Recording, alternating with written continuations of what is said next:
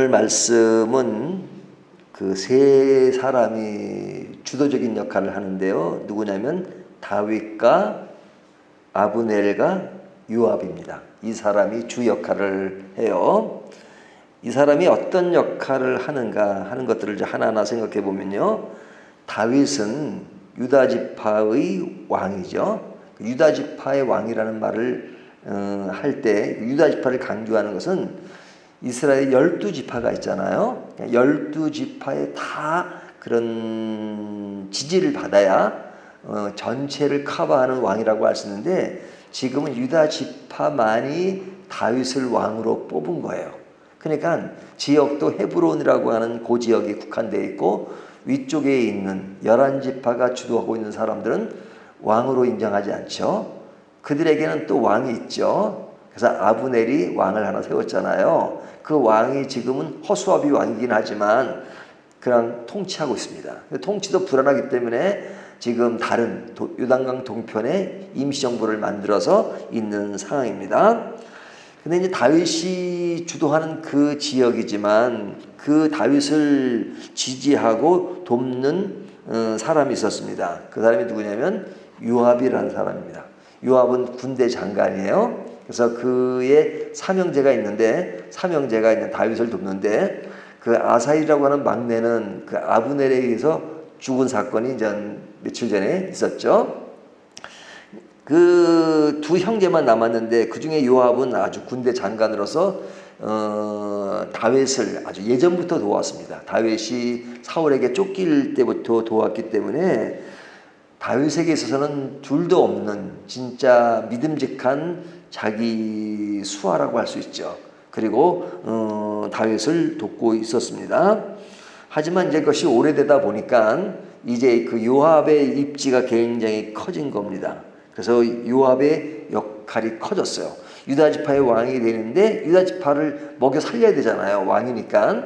근데 그 먹여 살리는 일을 누가 주도하냐면 요압이 살립니다. 그래서 먹여 살린다는 게 뭐예요? 다른 곳과 전쟁이면 그 전쟁에서 가져온 그런 많은 노획물 이런 것들을 이제 백성들이 살 수 있도록 자원을 내주는 것이니까 이 요압의 역할이 큽니다. 오늘도 보면 다윗이 그 아브넬과 어떤 만남을 이룰 때 요압은 전쟁터에서 많은 노획물을 가져오는 것을 볼 수가 있어요. 그러니까 다윗은 요압을 무시할 수 없는 그런 사람이었죠. 자, 이런 위치와 상황 속에 지금 다윗이 있는 겁니다. 자, 이런 상황 속에서 이제 아브넬과 이스보셋이 있는데 그것은 다윗이 이제 유다 지방을 커버하고 있다면 이들은 이제 북쪽 이스라엘을 커버하고 있는데 조금 전에 이야기한 것처럼 아브넬은 실세입니다. 이 사람도 직위는 군대 장관이에요. 왕은 누구였냐면 이스보셋입니다. 그러니까 이스보셋은 왕이지만 실권이 별로 없어요. 이 아브넬이 그냥 자기가 왕이 안 되고 그냥 왕으로 그냥 앉혀 놓은 것이니까 이 이스보셋은 허수아비에 불과합니다. 그런데 이스보셋이 이제 이 아브넬이 자기의 아버지의 척, 그 사람과 이 아브넬이 안 좋은 관계를 갖는 것을 보고 그에게 통간했다는 그런 말을 함으로써 말하자면 아브넬에게 찍힌 거죠. 그래서 아브넬로부터 굉장히 더 무시를 당하는 그런 상황입니다. 자, 그런데 이 아브넬의 입장에서 볼 때 다윗은 점점 왕성해지고 있습니다. 다윗의 군대가 왕성해지고 있고 다윗의 그 위치가 왕성해지고 있는데 이 아브넬이라고 하는 사람은 굉장히 전략가예요. 그리고 꾀가 많은 사람이에요. 그렇기 때문에 필요할 때 자기의 위치를 잘 찾는 사람이죠. 이 아브넬이라는 사람이 지금은 이스보셋을 세워놨지만 그 전에 누구의 장관이었어요? 사울의 장관이었죠. 그러니까 사울 때 군대 장관이었으면 사실은 모든 일을 자기가 다 커버를 하고 자기가 모든 것을 희생해야 되잖아요. 근데 사울이 죽고 사울의 아들 요나단이 죽고 뭐 다 죽었잖아요. 자기는 살아있어가지고 지금 나라를 통치하고 있어요. 왕을 살리고 자기가 죽어야 되는 거잖아요. 그런데 그런 와중에도 사실은 잘 교묘하게 모든 전략과 그런 정치를 가지고 왕은 죽게 만들고 자기는 살아가지고 나라를 통치하고 있단 말이죠. 그러니까 이 사람이 그렇게 좋은 사람이 아니에요.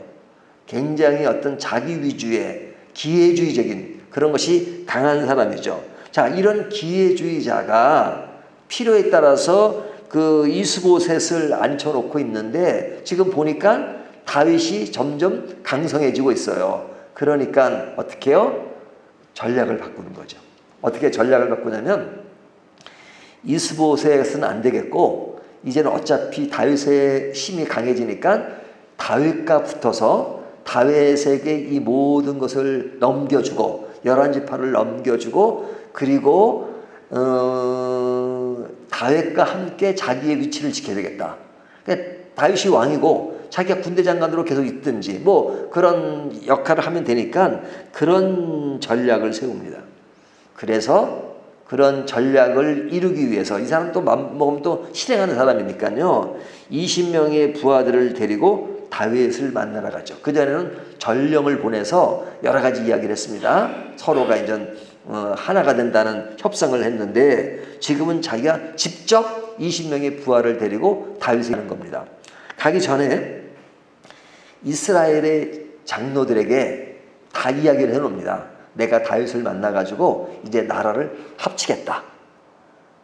그러니까 너희가 그렇게 알고 너희가 협조를 부탁한다. 왜? 힘이 있었으니까요. 그러니까 이 사람이 막강한 힘으로 장로들에게 정치를 다 해놨습니다. 해놓은 상태에서 다윗에게 온 거예요. 다윗에게 와가지고 다윗에게 그냥 내가 이 11지파의 그 지지를 당신에게 주고 당신이 이 모든 나라를 통치하게 만들겠다. 내가 그렇게 할 수 있습니다. 하고 이제 협상을 합니다. 자, 이 말을 들은 다윗은 너무너무 좋죠. 왜? 피 한 방울 안 흘리고 나라를 통째로 장악할 수 있는 상황이니까 다윗에게 너무너무 좋은 찬스입니다. 그래서 다윗이 이 사람에게 어떻게 해요? 잔치를 베풀고 그리고 많은 그런 호의를 베푼 다음에 그 사람을 돌려보내죠. 자, 그런데 다윗의 입장에서 보면 이 사람이 어떤 사람인지를 너무너무 잘 알죠. 왜냐면 다윗이 사울에게 쫓겨 다닐 때 늘 쫓겨다닐 때 사울이 혼자 다니나요? 군사를 몰고 다니잖아요. 군사를 몰고 다닐 때는 누가 있었어요? 아브넬이 있었단 말이죠. 그러니까 아브넬이야말로 다윗을 늘 쫓던 사람이에요. 그리고 이 사람이 지금 현재는 왕보다 더 강한 힘을 가지고 이스보셋을 통치하고 있다는 걸 알고 있잖아요. 그리고 이 사람이 얼마나 전략군이라는 걸 알고 있어요. 굉장한 기회주의자라는 걸 다윗이 알고 있지만 그것을 알고 자기에는 진짜 원수 같은 사람이에요. 그럼에도 불구하고 이 사람을 받아들이는 이유는 뭡니까? 정치하는 사람이니까 그래요. 다윗도 정치하는 사람이니까. 정치하는 사람들은요, 어제의 적이 오늘의 친구가 되고요, 금방 확확 바뀌어요. 거짓말도 잘하고요, 뭐 이래요. 다윗도 사실은 정치인이기 때문에 이것이 피 한 방울 안 흘리고 얻을 수 있는 절호의 찬스니까 그를 접대하는 겁니다. 그에게 호의를 표하고 그래서 그를 잘 먹여서 보내잖아요. 이것이 오늘 본문에 나오는 내용이에요. 자, 이와 같은 일이 벌어질 때 요압은 전쟁 중이었기 때문에 전쟁터에 나가서 많은 노획물을 가져옵니다. 그 지파를 살리기 위해서. 그때 딱 들어와 보니까 어떤 소식을 들어요? 다윗이 왕이 지금 아브넬과 잔치를 하고 돌려보냈다는 말을 듣죠. 그러니까 요압의 입장에서는 좀 소위 말하면 좀 머리가 동겁니다. 예? 왜냐면 이 사람은 아브넬에 대한 앙금이 있어요. 어떤 앙금이 있냐? 옛날부터 자기는 다윗을 쫓아다니는 군대 장관이었고 이 아브넬은 상대방의 군대 장관이잖아요. 근데 이 아브넬이 자기 동생을 죽였어요. 아사엘을 죽였단 말이죠. 그러니까 아사엘에 대한 분노가 있죠. 그리고 복수를 해야 되겠다는 마음도 있죠. 자기 동생을 죽였으니까. 그런데 그 동생을 죽인 사람이 자기가 함께하는 다윗이 그에게 호의를 베풀고 그리고 어떤 말들이 오갔다는 걸 충분히 짐작하고 남았단 말이죠. 그러니까 그가 화를 내죠. 그래서 다윗을 찾아갑니다. 이 다윗을 찾아가는 내용이 이제 25절부터 나오는데 오늘 제가 본문을 하나도 읽지 않았지만 오늘 본문에 다 나오는 내용입니다. 25절에 이 요압이 다윗에게 찾아와서 뭐라고 말합니까? 굉장히 화를 내죠. 여기 보면 어찌하여 그를 받아들입니까? 그를 그렇게 대접합니까? 하고 24절에 어찌하여 그를 보내 잘 가게 하셨나이까? 해서 그냥 왕이지만 뭐 그냥 요압도 힘이 세니까요. 막 왕에게 막 퍼대는 거죠. 퍼대는데도 사실은 다윗도 그렇게 강하게 못해요. 왜냐면 자기 자리를 유지하고 있는데 요압의 그 하고 있는 일이 너무 크기 때문에. 자, 그렇게 해놓고 이 요압이 왕 몰래 사람을 보내서 아브넬을 잡아오죠. 아브넬을 잡아옵니다. 그러니까 아브넬 돌아가는 중이었으니까 뒤따라 가가지고 잡아오고 내일 본문에 보면 아브넬을 죽여요. 그래서 아브넬이 죽습니다. 자, 이것이 이제 오늘 본문 내용인데 이 본문을 보면서 어떤 생각을 하시게 됩니까? 정치라는 것이 참 추하죠. 이것은 옛날이나 지금이나 정치는 똑같아요. 왜냐하면 자기들이 원하고자 하는 일을 해야 하기 때문에 그때는 진짜 이것저것 가리지 않고 어떨 때는 거짓말도 하고 어떨 때는 죽이기도 하고 살리기도 하고 그리고 어떤 꾸미기도 하고 전략도 세우고 그리고 확확 바꾸기도 하고 하는 거잖아요. 그러니까 오늘 보세요. 오늘 세 인물을 특별히 강조했는데 다윗과 아브넬과 요압입니다. 다윗은 원수와 같은 사람이지만 정치적인 전략을 위해서 아브넬을 끌어들이고 그리고 자기의 어떤 원하는 것을 행하고자 하잖아요. 그래서 상대방의 군대 장관을 포용을 해요. 포용을 하니까 이 포용이 화근이 되어서 자기 군대 장관이 그를 죽이는 상황이 되게 되잖아요. 그러니까 이게 원치 않았던 일이 확 되어버린 겁니다. 근데 이 요압은 자기의 어떤 분노로 인해서 아브넬을 죽여요. 죽이게 되면 어떻게 일이 벌어지냐면 다윗은 그 나라를 다 하나로 통일하려면 11지파의 지지를 얻어야 돼요. 그래서 아브넬에게 자라나잖아요. 요압이 아브넬을 죽임으로써 그 아브넬과 한 통이 되어 있는 11지파가 그 모습을 보고 아니 다윗이 우리 장군을 죽여? 그러면 협조할 수 없는 거죠. 협조할 수 없으면 다시 큰 왕이 될 수가 없는 거잖아요. 그러니까 다윗은 그것을 알고 있죠. 그러니까 요압이 아브넬을 죽였을 때 내일 본문에 보면 다윗이 엄청 화를 내잖아요. 왜냐면 자기가 이제 피 한 방울 안 흘리고 받을 수 있는 그 땅을 갖다가 요압이 한순간에 망쳐버렸으니까. 그러니까 이게 큰 전략이 다 깨진 겁니다. 요압은 정치적인 계산을 하면 죽이면 안 돼요. 아무리 원수 같아도. 근데 요압은 그때 상황에 정치보다는 자기 동생을 죽인 그 분노가 더 크기 때문에 죽여버린 겁니다. 그러니까 이것으로 인해서 다윗 입장에서 볼 때는 이 사람이 지금 자기를 돕는다고 해놓고 지금 정치를 다 망쳐버렸어. 그러니까 다윗이 화를 낼 수밖에 없는 거죠. 그러니까 이게 사람 살아가는 것, 이 정치는요 참 요지경이에요. 제가 오늘 제목을 세상은 요지경 이렇게 잡고 싶은데 너무 직선적이라 제가 그걸 피했는데 제목을 세상의 정치놀이에요. 정치. 이것이 정치놀이에요. 그러니까 어제 오늘 본문에 보면 하나님이란 말이 나오지 않잖아요. 우리가 다윗은 위대한 믿음의 사람이에요. 하지만 다윗이 행했던 모든 행동 하나가 다 완전하지 않아요. 어떨 때는 굉장히 인간적이에요. 어떨 때 인간적이냐? 그냥 자기 정적인 계산으로 할 때는 인간적이에요. 근데 또 어떨 때는 하나님께 물어요. 우리가 입장에 들으면 그 다윗이 하나님께 물으면서 하나님, 내가 사울이 죽었는데 지금 유다 지파로 가는 것이 옳으니까 이렇게 묻잖아요. 그때 보면 하나님께 물어 가로되. 그러니까 하나님께 물을 때 그 모습은 참 신앙적으로 모든 걸 풀어가지만 그러지 않을 때는 자기의 어떤 정치적인 계산으로 풀어갈 때는 또 굉장히 인간적이에요. 그러니까 다윗이 그 자체가 완전한 사람이 아니죠. 뭐 나쁜 짓도 많이 하잖아요.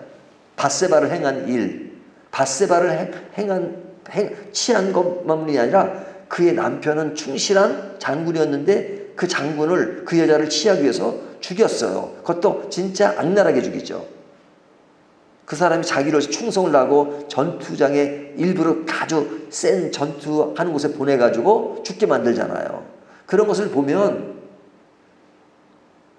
진짜 안 좋은 일이잖아요. 그럼에도 불구하고 성경을 보면 다윗은 위대한 믿음의 사람이고 아브라함도 믿음의 사람이고, 아브라함도 보면 뭐 자기 아내를 누이로 팔고 뭐 그랬던 일들 뭐 많잖아요. 그러니까 믿음의 사람이라고 하는 것은 인간 자체가 완벽해서가 아니라 완벽하지 못한 인간의 모습을 가지고 있지만 그런 가운데 하나님이 그를 이끌어 가실 때 그래도 하나님의 그 옷자락을 놓지 않고 따라가는 것이 믿음이에요. 그러니까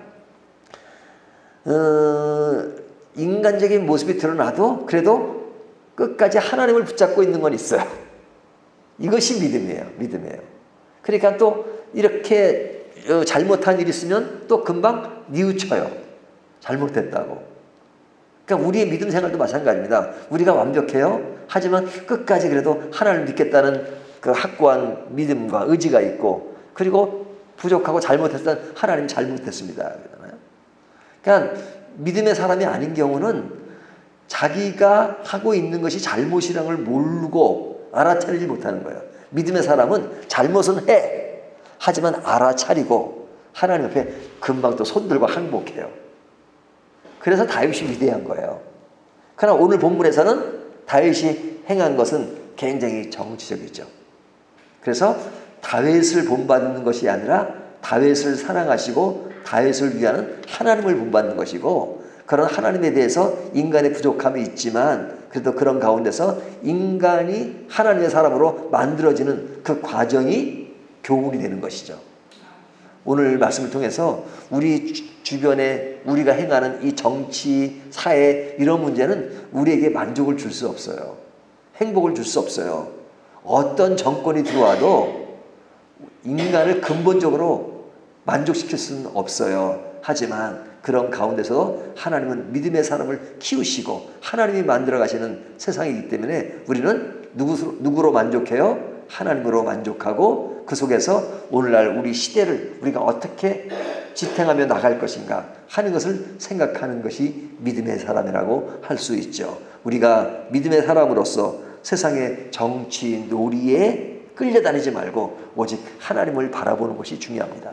우리가 교회 안에서 보면 여야가 갈라지고 막 그러잖아요. 그럴 수 있어요. 자기 어떤 정치적 성향은 있을 수 있어요. 하지만 우리는 누구의 관점으로 봐야 돼요? 하나님 나라의 관점에서. 세상은 완전하지 않으니까 뭐 잘한 것이면 잘했다고 말하고 못한 건 못했다고 말해야 돼요. 진영 논리에 속하지 말고 우리의 진영은 누구예요? 우리는 어느 정당을 지지해요? 하나님 정당. 하나님 나라. 하나님이 우리의 당의 대표세요. 그러니까 하나님을 바라보면서 이 세상에 우리가 어떻게 살아야 되는가 하는 것을 늘 바라보는 것이 믿음의 아름다운 모습입니다.